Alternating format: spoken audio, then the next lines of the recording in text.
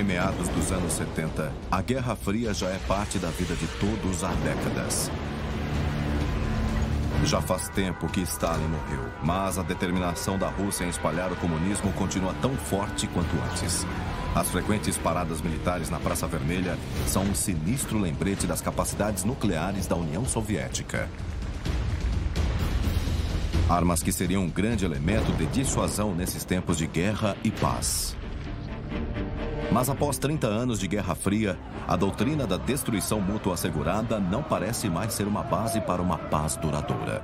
Nossas nações têm agora 5 vezes mais ogivas nucleares do que tínhamos há 8 anos.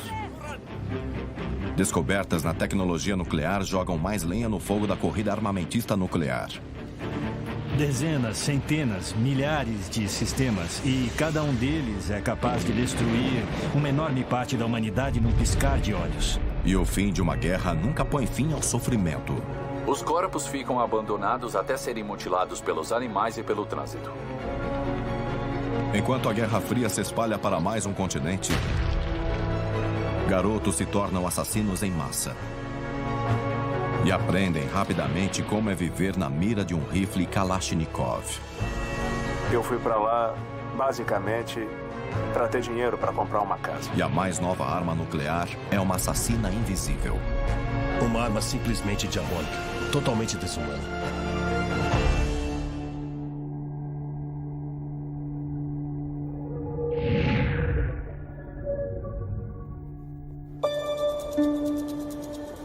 Chile, novembro de 1970. Esta nação costeira realiza eleições democráticas desde 1932, algo raro na América do Sul.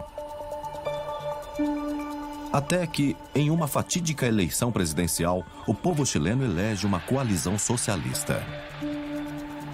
Neste ano, ocorreu um acontecimento político surpreendente na América Latina. Em setembro, Salvador Allende foi eleito presidente do Chile, o primeiro chefe de Estado marxista no continente a chegar ao poder por meios democráticos. Nós ficamos muito felizes porque Allende representava uma grande mudança para a sociedade chilena. Bom, minha posição, inicialmente, era como funcionário no sul do Chile, do Ministério da Agricultura. Para Allende, um médico que entrou para a vida política, esta é a 4ª tentativa de se tornar presidente. E ele não perde tempo para começar uma série de reformas em seu país. O Chile era governado pela oligarquia. E todos os governos anteriores eram marionetes dos Estados Unidos. E eles pegavam os recursos naturais do Chile através das empresas norte-americanas. As grandes minas a céu aberto do Chile produzem a maior quantidade de cobre do mundo. E os proprietários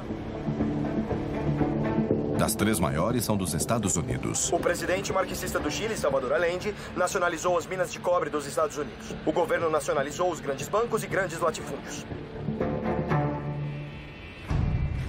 Infelizmente para o governo americano, Allende é um comunista. E com o Chile a apenas 6.500 quilômetros ao sul dos Estados Unidos, isso é um problema. Um problema que precisa ser resolvido. Nixon disse para Kissinger: você precisa parar o governo Allende a qualquer custo. Nos Estados Unidos, ações começam a ser preparadas pela cúpula do governo. Os planos do governo falharam. A teoria marxista não funciona em um povo livre. Sem que muitos saibam, o presidente americano Richard Nixon está planejando derrubar o governo de Allende. Primeiro, Washington corta o crédito para o Chile. O Banco Internacional, o Fundo Monetário, eles cortaram toda a ajuda ao Chile. A economia chilena desacelerou. A comida ficou escassa e quando os protestos contra o governo começaram, Allende declarou um estado de emergência e impôs o racionamento de comida. A tensão aumenta no país. Nós não tínhamos uma percepção clara da influência americana no Chile daquela época. E eles estavam conversando com vários membros do exército para convencê-los da necessidade de derrubar o governo Allende. O exército chileno enfrenta dificuldades para concretizar o golpe. Como podem ouvir, agora o combate começou com tudo. Aqui tem mais. Caos e terror tomam as ruas de Santiago. O câmera televisivo Ricardo Correia estava filmando parte de um tiroteio do 11º andar da United Press International e soldados na rua viram o reflexo de sua câmera. Acabaram confundindo com o brilho de uma arma e metralharam o escritório com tiros de fuzil. Foi uma tragédia. A tentativa de golpe fracassa desta vez. 6 semanas depois, Allende é reeleito presidente. Mas sua reeleição não traz com ela a paz necessária.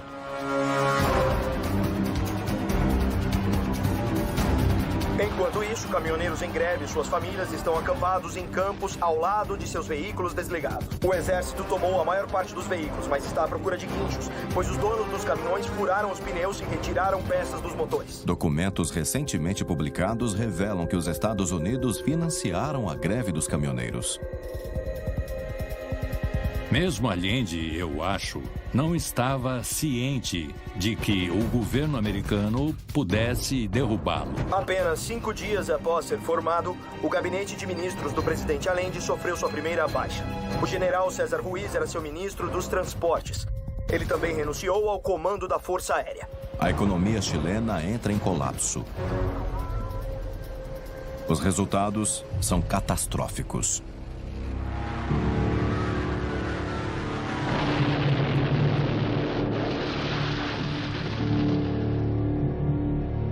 Bom, ver o La Moneda ser bombardeado foi inacreditável. Tinham 2 bombardeiros e eles ficavam voando em volta do prédio. Eles voavam em volta do nosso apartamento, bombardeavam o La Moneda e davam a volta. Fizeram isso umas 10 vezes. Eu achei que teria alguma resistência, sabe? Porque não acreditávamos que o exército ou todas as forças armadas estavam com o golpe. E nós erramos.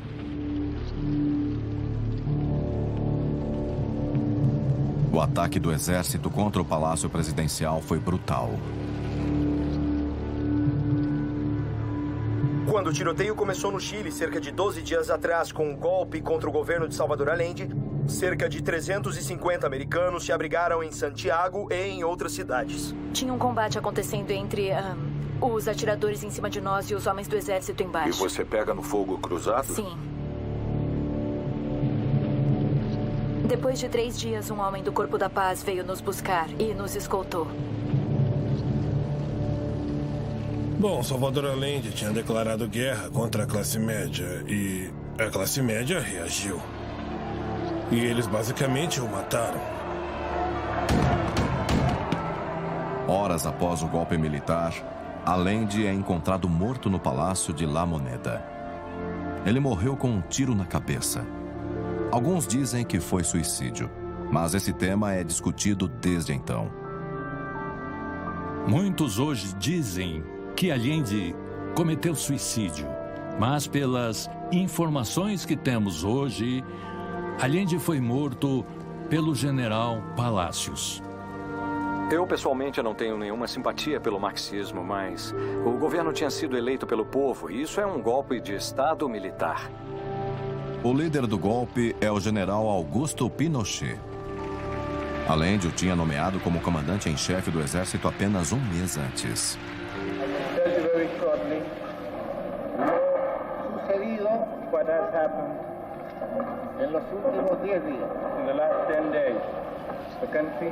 Atravessada por uma onda crise.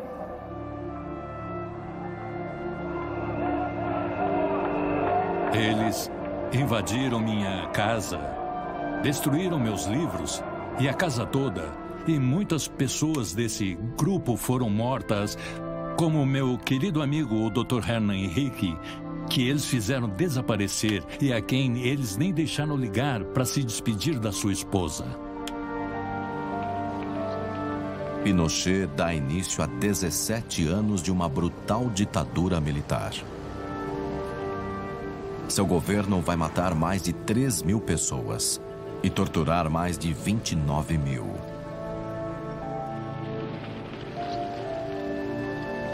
O comunismo foi esmagado no Chile, mas o resultado não traz liberdade para o povo. Ele era um estado terrorista, sabe? Eles usaram o poder das armas, sabe? E o poder do exército para criar uma sociedade sem voz. A luta pela paz continua no Chile e em vários outros países em desenvolvimento. Agora, a Guerra Fria já chegou aos 4 cantos do mundo. E conforme as tensões aumentam, as superpotências se preparam para retomar as negociações. Negociações que podem trazer esperança, mas que também podem levar à guerra total.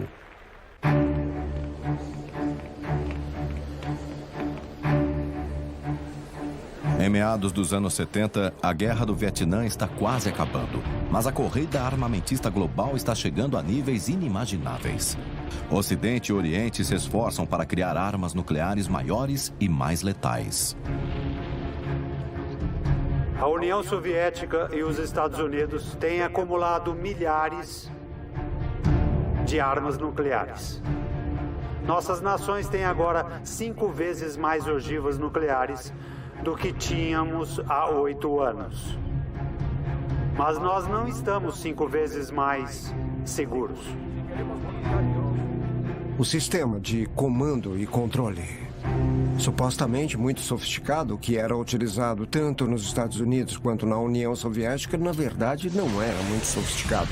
E foi uma enorme sorte nós termos evitado durante a Guerra Fria e até nos anos seguintes uma catástrofe nuclear. Em 1972, os Estados Unidos possuíam quase 26.000 ogivas nucleares. E a União Soviética tinha quase 16.000. Os Estados Unidos e a União Soviética são os únicos países que têm as condições de começar uma guerra nuclear geral. E, portanto, são os únicos países que podem extinguir a vida civilizada como a conhecemos. Desde que elas surgiram, as armas nucleares têm sido vistas como as armas de destruição em massa mais perigosas. E isso ainda é verdade. Mas ainda se pensarmos que a capacidade dessas armas não é um valor constante, mas ela não para de crescer.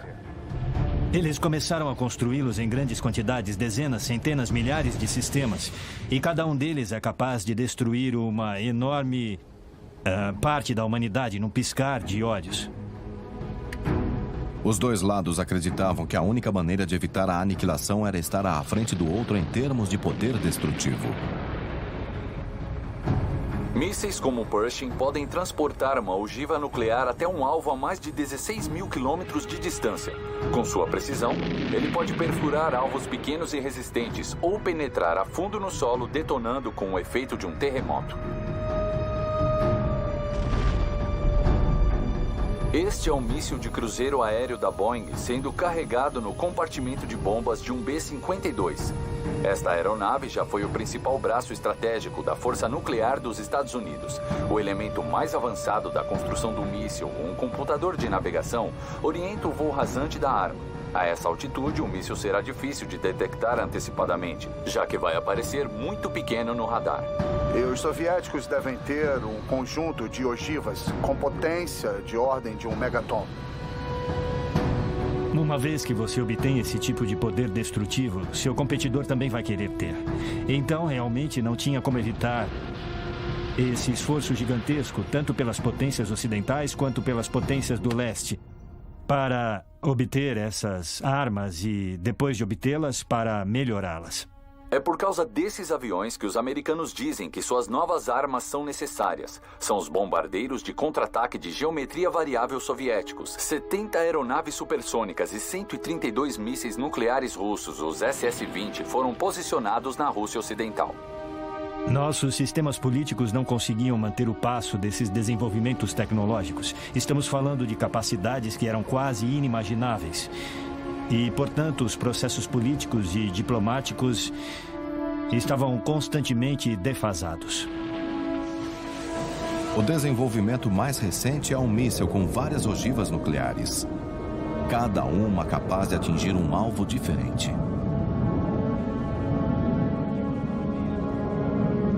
O míssil de reentrada múltipla independentemente direcionada. Os soviéticos conseguiram demonstrar, e com sucesso, os testes de voo, a capacidade de MIRV. Eles têm 4 ICBMs em desenvolvimento, e 2 deles já fizeram demonstrações de sua capacidade MIRV. Nós achamos que é muito provável que a função MIRV também esteja presente nos outros 2. Alguns dos MIRVs russos têm capacidade para até 38 ogivas cada. Isso saiu do controle. Simples assim. Mas eu também não subestimaria a importância para a humanidade e para nosso povo de tomar várias medidas para colocar o problema nuclear sob certo controle. Os dois lados já tinham assinado um tratado, o SALT I, que congelava os mísseis balísticos nos níveis de 1972. Mas isso não era o bastante. Um novo tratado busca reverter o avanço da máquina de guerra nuclear. É o Tratado de Limitação de Armas Estratégicas II, ou SALT II. Houve momentos e épocas de esperança real durante a Guerra Fria de que a sanidade prevaleceria como o Tratado de Limitação de Armas Estratégicas nos anos 70. Os Estados Unidos sozinhos não podem livrar o mundo do terrível espectro da destruição nuclear. Mas vamos trabalhar com os outros para esse fim. Sempre houve um profundo entendimento dos horrores associados às armas nucleares e um entendimento profundo de que elas eram inaceitáveis. O problema é que isso não evitou que gigantescos estoques de armas nucleares fossem acumulados, chegando a 86 mil, eu acho que foi o total máximo durante a Guerra Fria. As negociações do SALT II ganharam fôlego sob o novo presidente americano. Eu ouvi falar muito bem de você e de seu trabalho aqui em Washington. Muito obrigado, presidente. Eu espero poder criar uma relação muito boa com você. Eu também espero mesmo, senhor. E também com o senhor Brezhnev. Anatoly Dobrynin, embaixador soviético em Washington desde o governo Kennedy, presenteou o governo com bonecas russas artesanais, começando assim sua relação oficial com o novo presidente dos Estados Unidos. A abordagem do presidente Carter quanto às relações com os russos era: eu vou tentar entrar na cabeça dos líderes soviéticos e eu sou persuasivo o bastante para que eles vejam que o nosso modelo é melhor que o deles. Ele era um homem muito sensato e compreendia os riscos associados à guerra e à guerra nuclear em particular. E ele fez uma contribuição muito importante ao avanço dos acordos nucleares. E neste ano vamos dar mais um passo rumo ao objetivo final, que é a eliminação de todas as armas nucleares deste planeta.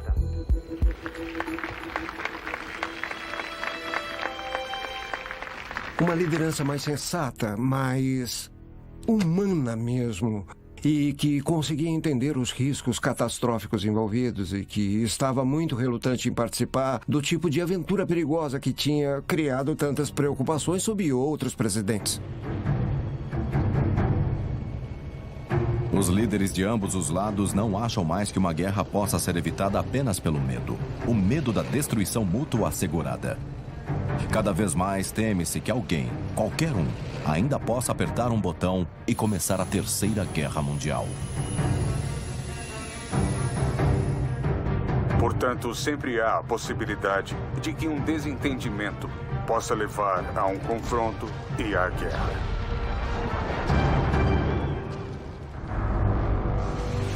O SALT II substitui a doutrina da destruição mútua assegurada por uma nova ideia, Détente. Nós devemos ter claro desde o início o significado do termo détente. Ele é a busca por uma relação mais construtiva com a União Soviética. Détente, que significa uma distensão de relações hostis, é a última opção disponível para evitar uma catástrofe global. Mas enquanto os líderes globais continuam a lutar pela paz e buscam um acordo, a Guerra Fria continua com tudo. Em 1973, a guerra se tornou parte da vida de um pequeno país no Mar do Sul da China. Há anos, o Vietnã é palco de uma guerra indireta em larga escala entre as forças dos Estados Unidos e da China. Mas agora, há espaço para um otimismo cauteloso. Pela primeira vez em 12 anos, não há forças militares americanas no Vietnã. Todos os prisioneiros de guerra do nosso país estão voltando para casa. Os 17 milhões de pessoas do Vietnã do Sul têm o direito de escolher seu próprio governo sem interferência externa. E por causa do nosso programa de vietnamização, eles têm as forças para defender esse direito. Nós evitamos que um governo comunista fosse imposto pela força no Vietnã do Sul. Mas o presidente Nixon falou cedo demais. Quando o fornecimento de auxílio militar dos Estados Unidos foi cortado, no final de 74, era quase inevitável. Não dava para lutar de mãos nuas. Abril de 1975. Os Vietcong atravessam a fronteira que separa o norte do sul. A marcha rumo à capital do Vietnã do Sul começa.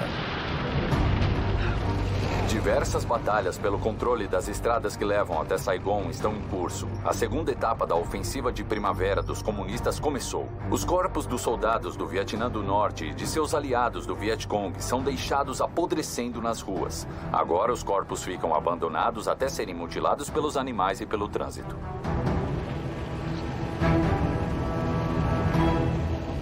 Eu vivi meus últimos dias na guerra, na linha de frente, porque eu era médico de combate de um regimento de Rangers. Eles não paravam de nos atacar com artilharia poderosa que tinham. E tivemos que nos entrincheirar bem fundo e viver como ratos dentro das trincheiras. Se você encostasse a orelha no chão, dava para ouvir o ruído distante dos tanques inimigos se aproximando. E isso assustava todo mundo para valer. Nós estávamos no centro dos combates e eu fui capturado ao vivo pelo inimigo. Se você está morrendo de fome fazendo trabalhos pesados do nascer ao pôr do sol, tudo que você pensa é em comida. Tudo em que você pensa em alguns minutos de descanso.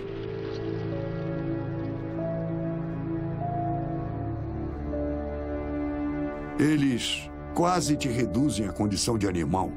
E isso é lavagem mental. Em poucos dias, os comunistas chegam aos arredores de Saigon.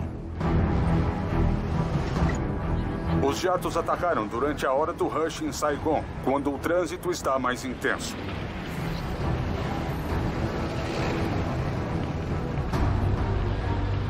As lojas, bancos e escritórios foram fechados e as pessoas começaram a lotar as ruas, correndo para voltar para casa. A comunidade internacional responde imediatamente à invasão. Os estrangeiros, em sua maioria franceses, americanos e alemães, correm para comprar passagens para sair do país. E as embaixadas evacuam seu pessoal. Você não acha que, ao evacuar a embaixada, pode haver uma crítica de que você está saindo cedo demais e talvez ajudando a aumentar o pânico? Não, eu acho que ninguém pode nos acusar disso. Você mesmo viu a leva de americanos indo embora. Saigon, 30 de abril, 8 da manhã. O último helicóptero americano no topo da embaixada americana se prepara para transportar os últimos evacuados, fugindo do avanço do exército comunista. Apesar da maioria dos estrangeiros escapar, os vietnamitas do sul são deixados à sua própria sorte. Muitas horas após a última partida, dezenas de pessoas ainda lotavam o telhado da embaixada, esperando em vão serem resgatadas. Essas pessoas estão cometendo suicídio ficando aqui em cima, mas o que eu posso fazer? Centenas pulavam em pânico para dentro de qualquer barco que pudessem alcançar, subindo a bordo a qualquer custo e deixando tudo para trás.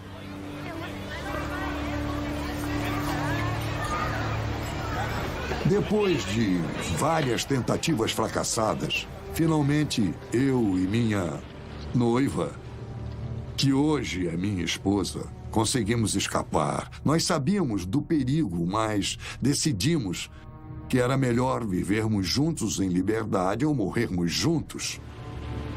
E foi uma viagem de barco muito traiçoeira. Em um barco muito pequeno, com 9 metros de extensão e 33 pessoas.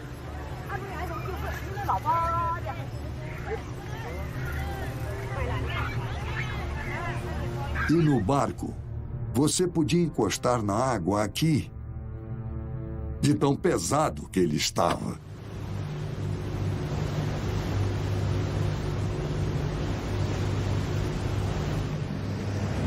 A capital do Vietnã do Sul aguarda a chegada dos vencedores.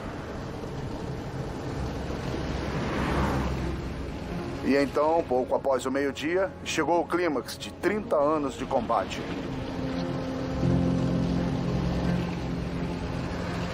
Eles eram uma força disciplinada entre os milhares que chegaram. Não há relatos de um só caso de saques, bebedeiras, estupros ou execuções.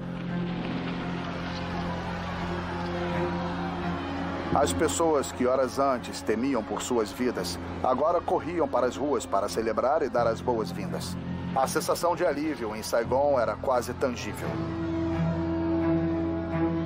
Mas nem todos encararam a derrota de maneira tão otimista. Este oficial cometeu suicídio em frente ao monumento aos soldados, algumas horas antes da chegada dos comunistas à cidade.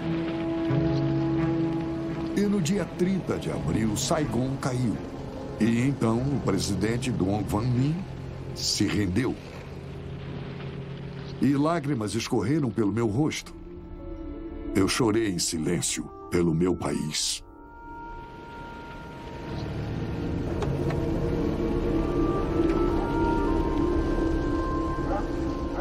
Era um sentimento muito forte. Raiva, frustração e ódio. Ódio pela traição dos nossos aliados. Nem sempre as pessoas concordam com a palavra perder, mas foi isso aí, nós perdemos. Quando o Vietnã do Sul caiu, 7 outros países viraram comunistas numa sucessão muito rápida. Ao raiar do primeiro dia de paz no Vietnã em 30 anos, as lojas e alguns bancos continuaram fechados. Mas nos mercados de Saigon foi um dia como qualquer outro. Mas é claro que algumas coisas mudaram. No mercado principal, comerciantes foram rápidos em trocar as bandeiras à venda.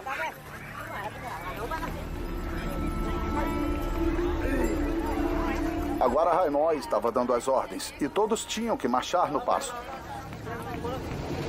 Eu acho que o Vietnã do Sul foi uma vítima do jogo de xadrez global. Conforme o desfile de tanques continuava, a sensação geral era de conclusão de que os comunistas tinham estabelecido, para além de qualquer dúvida, um firme e inabalável controle sobre a terra e o povo que eles tinham acabado de conquistar. Para muitos vietnamitas, muitos anos de opressão estavam à frente. E enquanto uma era de guerras finalmente chegava ao fim em um país, o conflito entre a democracia e o comunismo se reacendia em outro. 1975. Enquanto uma guerra indireta pós-colonial termina na Ásia, uma outra começa na África. A nação sul-africana de Angola acaba de se livrar da ocupação colonial.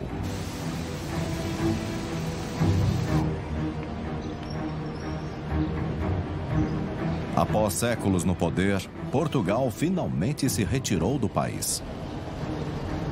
Eles só saíram e os movimentos de libertação tiveram que se virar sozinhos. Era a sobrevivência do mais forte. O MPLA era o que era mais forte em Luanda, a capital, e, portanto, eles estavam prontos no dia 11 de novembro de 75 para declarar a independência. O poder é tomado pelo Movimento Popular de Libertação de Angola, o MPLA.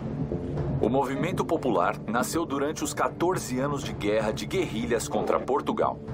O MPLA é comunista e ele tem apoio popular, além de armamentos soviéticos. O lança-foguetes russo BM-21 é uma das poderosas armas de seu arsenal. Cada um desses caminhões pode lançar 40 foguetes explosivos, cada um com um alcance de até 20 quilômetros.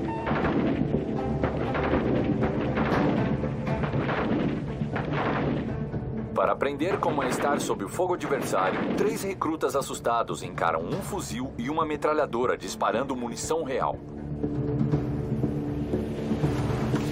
A própria União Soviética não podia enviar seus próprios soldados lá. Eu acho que tinha um protocolo em efeito entre Moscou e Washington, de que eles próprios fisicamente não podiam se envolver. Mandavam seus aliados.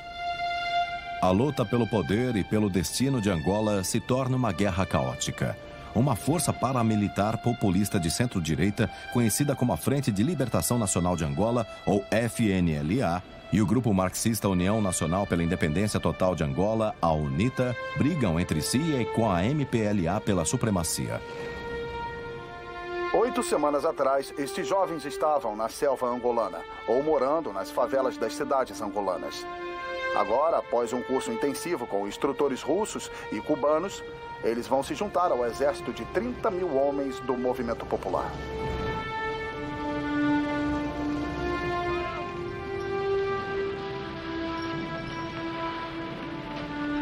A União Soviética enviou o equivalente a quase 200 milhões de dólares só de equipamento militar para Angola nos últimos 9 meses. Entre 5 e 7 mil forças militares cubanas estão em Cuba, estão em Angola. E de fato, eles parecem estar em toda parte, exceto em Cuba. De novo, foi essa questão externa, o que era chamado de Guerra Fria. Então, um lado apoiava os marxistas-leninistas e o outro apoiava a Washington capitalista. Você tinha que escolher um lado. Não dava para estar em Angola sem apoiar um lado ou o outro. Então, foi um período traumático. Havia guerras por procuração acontecendo no mundo inteiro. Angola foi uma das guerras simplesmente catastróficas na África, com milhares de mortos.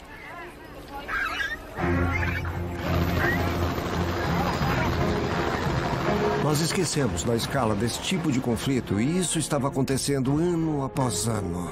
Às vezes, junto de crimes de guerra e do pior tipo de comportamento possível.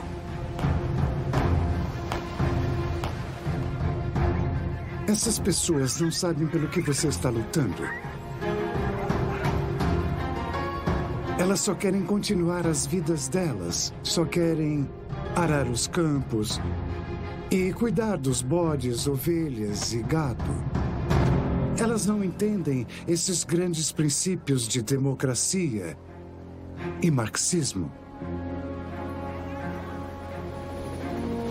Os Estados Unidos apoiam os grupos da oposição, a FNLA e a UNITA.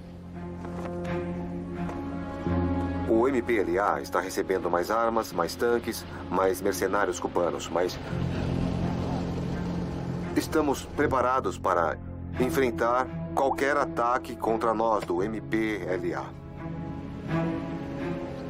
Angola é um país muito grande e está quase na África Central. Então, se os soviéticos fossem capazes de criar um estado vassalo em Angola, usando as tropas deles e as cubanas, ali poderia ser uma base de onde o comunismo se espalharia pelo continente africano. Nós sabemos que os soviéticos escolheram um lado e automaticamente nós escolhemos o outro. Bom, nós estamos prestes a gastar nossos primeiros 100 milhões de dólares e talvez gastemos mais. Agora, os Estados Unidos estão envolvidos em mais uma guerra por procuração. Muitos sugerem que a grande riqueza de Angola em recursos minerais pode ser um dos motivos. Angola tinha muitos terrenos férteis e tinha também minerais, e eles tinham petróleo. Bom, Angola era uma fonte de recursos minerais. Era extremamente atrativa como zona de guerra entre as grandes potências por causa disso. Ninguém queria que o outro lado pusesse as mãos nesse tipo de recursos. O apoio americano envolve dinheiro e armamentos. Os Estados Unidos também tentam esconder sua participação. Eles não mandam soldados, mas mandam recursos com os quais as forças opostas ao governo podem adquiri-los. A CIA envia dinheiro para a FNLA e para a UNITA contratarem mercenários. É tudo secreto. Não é uma coisa que você possa relatar para o Congresso americano. É uma coisa secreta, sabe? E depois, todos vão dizer que atrocidades terríveis, pessoas queimadas vivas enquanto dormiam, que pessoas horríveis e coisas assim, sem saber que elas estão sendo financiadas pela CIA. Para reafirmar este argumento, alguns cartazes mostram o capacete de um mercenário com dólares americanos caindo de dentro. Mercenários. Pessoas que participam de conflitos armados em outros países por interesses financeiros pessoais. Esses soldados de aluguel reforçam as tropas da FNLA e da UNITA. O termo mercenário sempre foi um pouco mal visto quando em relação com Angola. Bom, para essas pessoas, o ponto de partida e ponto final é o dinheiro. Com um grande suprimento de soldados e equipamentos dos dois lados, a vida do povo angolano é consumida pela brutal guerra. Eram tempos muito perigosos. Sempre houve controle para reduzir o risco da União Soviética e dos Estados Unidos chegarem muito perto de irem às vias de fato um contra o outro. Mas nenhum desses controles parecia se aplicar para proteger as pessoas sofridas da África e de outras partes que eram, na verdade, peões nesse jogo muito maior. Os efeitos da Guerra de Angola no povo foram muito ruins e mantiveram essa nação muito empobrecida por um longo tempo. Muitas minas terrestres foram espalhadas, muitas pessoas foram mutiladas, muita gente morreu. Esse menino de 10 anos de idade ficou gravemente ferido durante o ataque contra Kahama. A perna dele foi arrancada. A população civil fugiu. Kahama foi abandonada ao caos e aos soldados. O povo de Angola estava sofrendo muito mesmo. E todos os recursos eram gastos com esforço de guerra. Ao invés de serem gastos com educação, saúde, habitação, estradas e infraestrutura. O conflito prolongado, as mortes e a destruição, isso teve um impacto. No que diz respeito aos combates, para nós, os cubanos ou os russos não têm direito de matar angolanos.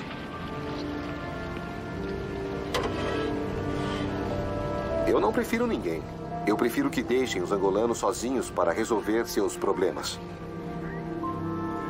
Os mercenários têm a fama de ser brutais. Eles também são ilegais, de acordo com a Convenção de Genebra. Havia mercenários de vários países que foram para lutar dos dois lados, tanto com os comunistas quanto com as forças apoiadas pelo Ocidente. E então houve várias execuções e assassinatos extrajudiciais que aconteceram nesse período. Ao serem capturados, os mercenários não são considerados prisioneiros de guerra. Eles são julgados como criminosos comuns. Luanda, a capital da recém-independente Angola. Os homens de marrom são mercenários. Seu líder era Costas Georgiou, que se apresentava como Coronel Calan. Todos meus homens que foram capturados, os chamados mercenários e o resto dos meus soldados que vocês capturaram, estavam todos sob o meu comando direto. Então, qualquer responsabilidade e quaisquer acusações contra eles, certo? Eles seguiram minhas ordens. Eram apenas soldados. 13 homens estão sendo julgados sob risco de morte. 3 são americanos e os outros 10 são britânicos. Eles foram pagos para lutar contra MPLA, o movimento que ganhou a guerra civil e que agora governa Angola. Após serem capturados em combate, eles estão sendo acusados de cometer crimes contra a paz e contra Angola. Barker, você reitera que não quer um advogado britânico? Eu confio no povo angolano e espero ter um julgamento justo do povo angolano. Quero um advogado angolano. Muitos dos mercenários nunca tiveram nenhum treinamento militar antes de se juntar ao exército de Kellan.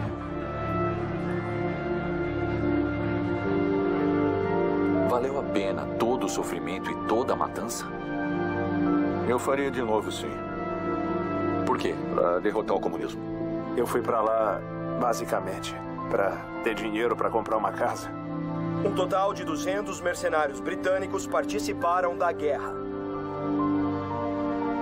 Alguns dos homens sendo julgados tinham sido atacados pelo Kellan e eram tratados como desertores. Sob quem você lutou? Kellan. Comandante Kellan. Ele comandava o norte. Ele é maluco. 14 mercenários britânicos, segundo relatos, foram mortos em Makela. Um deles foi morto pelo próprio Kellan. E os outros foram mortos sob suas ordens pelo grupo do segundo em comando de Kellan. Ele atirou no jovem soldado Copeland e depois ele levou os outros embora já sem uniforme? E os colocou em uma caminhonete. E os levaram embora? E a próxima coisa que nós ouvimos foi uma longa série de disparos. A maior parte dos observadores acreditam que, apesar da pena de morte ter sido mencionada, é pouco provável que ela seja aplicada a eles, exceto talvez aquela. Isso é tudo que eu tenho para dizer. E não vou responder mais nenhuma pergunta. Certo? Com todo o respeito. Todos são condenados. Os crimes incluem assassinato e as penas são pesadas. 9 dos homens são condenados entre 16 e 30 anos de prisão. Para os outros 4, a pena é pior.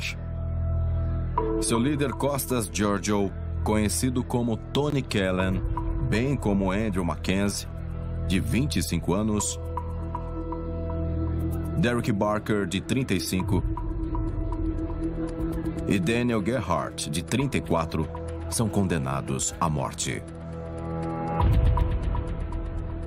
Nós apelamos a mais de 10 países.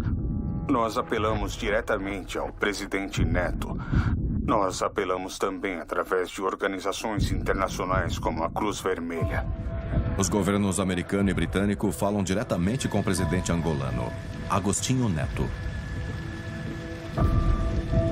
O presidente Neto disse que iria esperar, antes de assinar, a ordem da execução, antes de ter visto a reação do mundo à pena de morte, que foi decidida pela nossa justiça. Se a senhora pudesse falar diretamente com o presidente da Angola, o que diria a ele?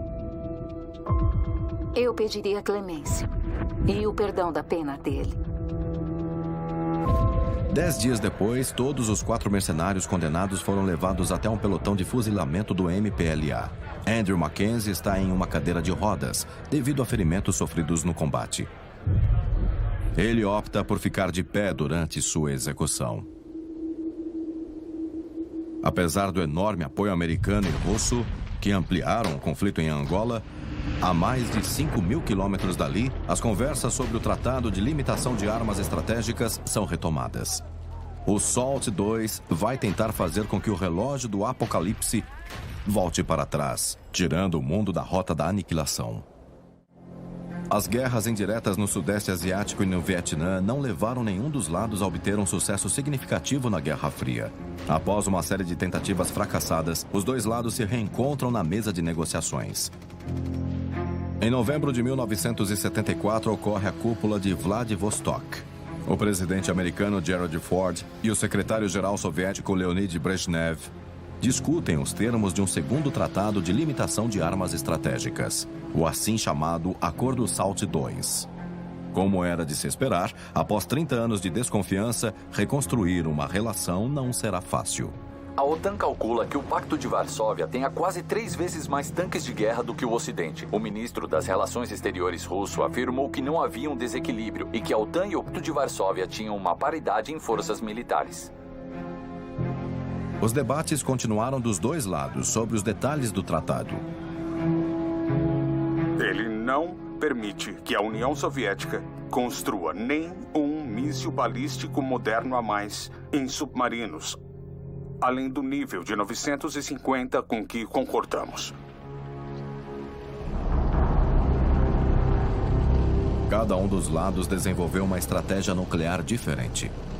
Os Estados Unidos se concentraram na precisão dos mísseis, enquanto a União Soviética desenvolvia ogivas cada vez maiores. A essa altura, existem armas nucleares o bastante para destruir o mundo completamente várias vezes.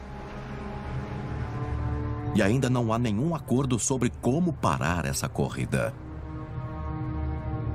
Temos continuado as discussões com a União Soviética sobre o SALT e outros assuntos. Em março, quando estive lá, a União Soviética fez uma proposta que, em teoria, era interessante, mas os números dela não se mostraram aceitáveis para nós.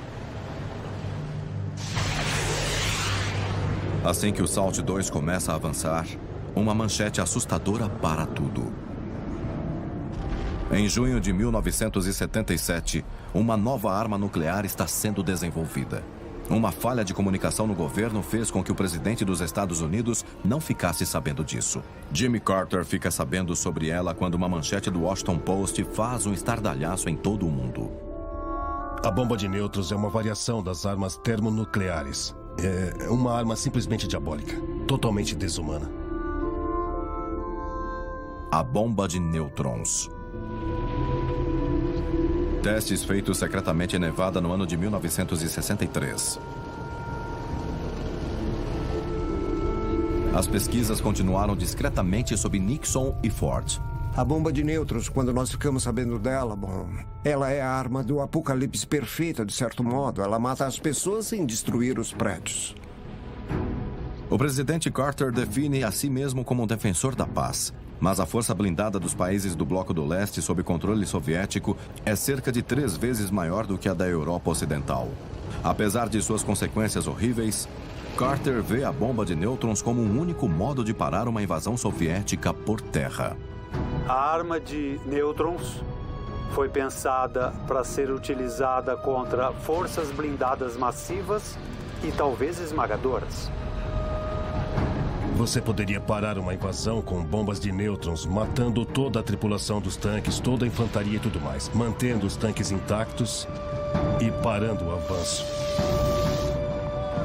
A bomba de nêutrons gera uma pequena explosão, mas libera uma quantidade 10 vezes maior de uma radiação letal.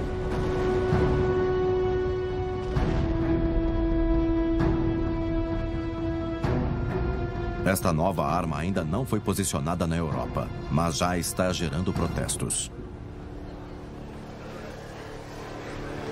O ministro das Relações Exteriores russo afirmou que uma futura decisão da OTAN de posicionar as novas armas nucleares na Europa Ocidental destruiria as bases de negociação de um futuro desarmamento. Apesar das objeções internacionais, o presidente Carter tenta mostrar as vantagens da nova arma para a Europa. Nós não estamos fazendo essas armas para nós. Estamos fazendo essas armas para nossos aliados da OTAN, para proteger o território deles. Protestos antinucleares se espalham por todo o continente europeu. A resposta é que nenhuma decisão foi tomada em relação à bomba de nêutrons.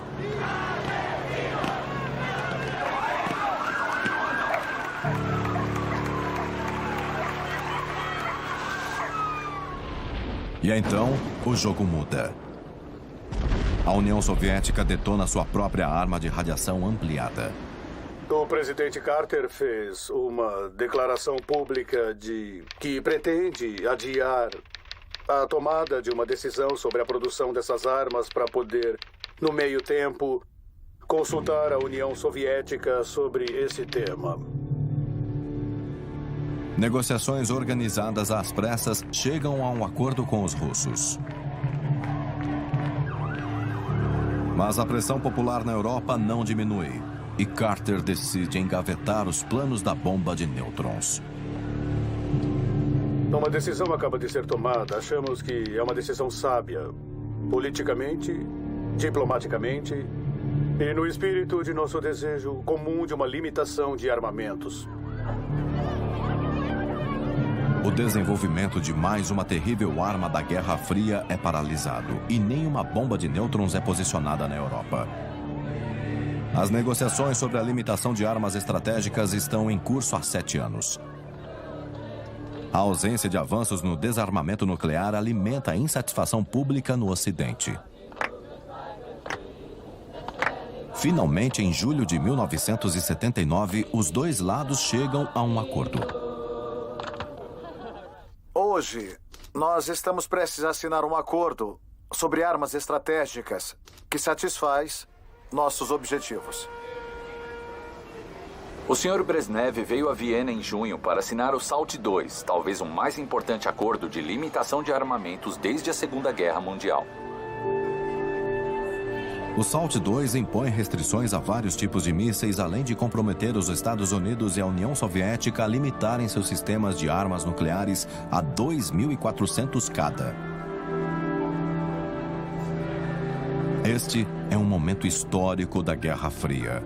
Por 30 anos, o mundo esteve correndo rumo a um precipício. O SALT II começou a frear essa corrida. Ele vai limitar a corrida armamentista nuclear e diminuir a probabilidade de uma guerra nuclear. Apesar de trazer esperanças, o enfrentamento entre as superpotências estava longe do fim. Conforme um capítulo da Guerra Fria se encerra, um outro, ainda mais perigoso, se inicia.